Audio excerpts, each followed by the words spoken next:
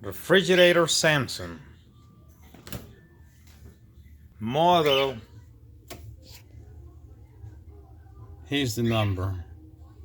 rsg257aars. Okay, Samsung. Main problem. You push the switch. No eyes.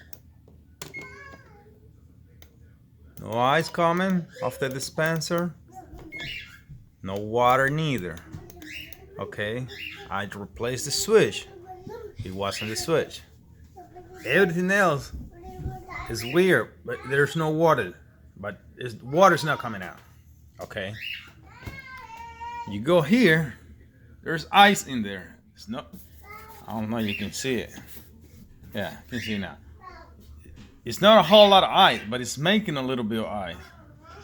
But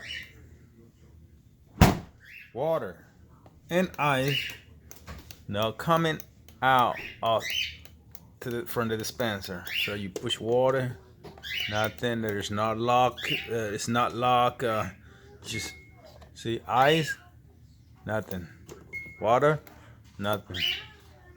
I don't know what to do. I try a lot of things already. I don't want to go to. I don't have a lot of money to spend on a professional, but I will hope someone would have some kind of advice.